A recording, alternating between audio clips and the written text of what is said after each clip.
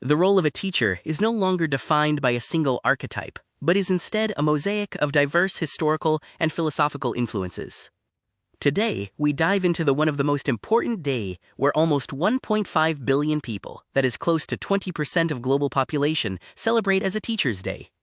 Let's have a look at the reasoning behind this eminent day to celebrate teachers' contribution to build a society and a nation, which eventually lead us to the better world.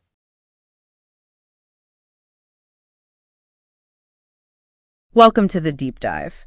You've brought us just a fascinating stack of sources today, all exploring teacher appreciation in India. And what we found, it's really so much more than just, a single day off. Definitely. It's this rich living thing. You've got ancient wisdom, government mandates, social change, even cutting edge tech, all woven together. Exactly. So our mission today is basically to unpack this whole mosaic, right? Right. We want to explore how the Indian teacher is seen sometimes as a spiritual guide, sometimes a digital pioneer, and how that appreciation itself keeps changing. It gives you a really comprehensive look. Okay, so let's dive in. If we're looking for a starting point for, let's say, modern teacher appreciation in India, where do the sources point us? That would probably be 1962.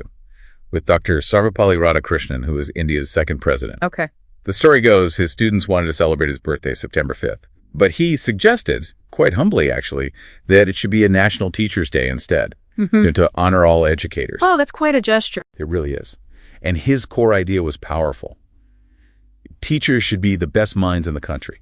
He saw education as absolutely fundamental for national development. That's a strong vision. And it's interesting, it's not a public holiday, is it? No, exactly. It's not a day off. So how do schools actually mark the day then? It's meant for active commemoration. So you'll see students putting on cultural programs, skits. Sometimes they even role play as their teachers for the day. Fun to sort of walk in their shoes. Precisely. It builds empathy, I think. And importantly, the government also gives out National Teachers Awards on this day. It adds that official recognition. Okay, so that covers the modern National Day.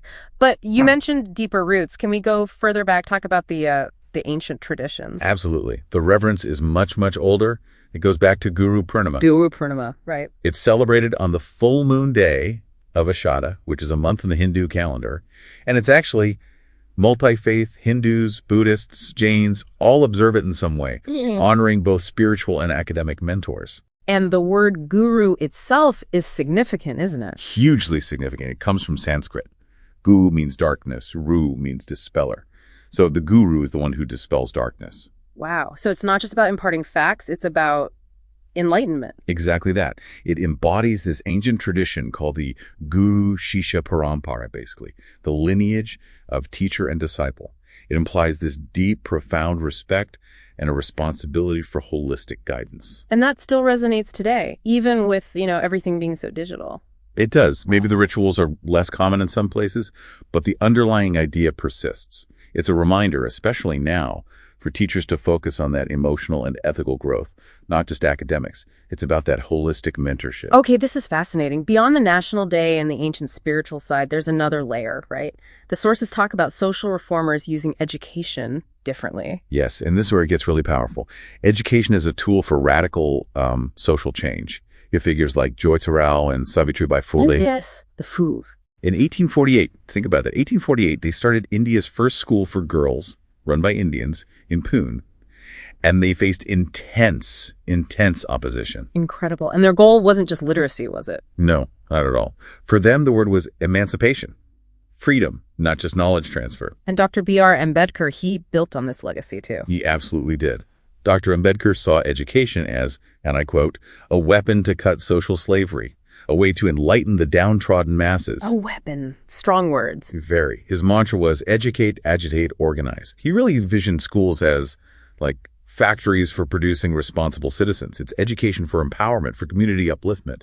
So we have this incredibly rich history, deep reverence, radical reform. How does all that connect to teacher appreciation now in our, very digital age? Well, appreciation has definitely moved online too. You see social media campaigns, things like #MyTeacherMySuperhero or Kunki Mein Ik Teacher Hun, which means because I'm a teacher. Right, hashtags and campaigns. But more fundamentally, the role of the teacher is visibly shifting.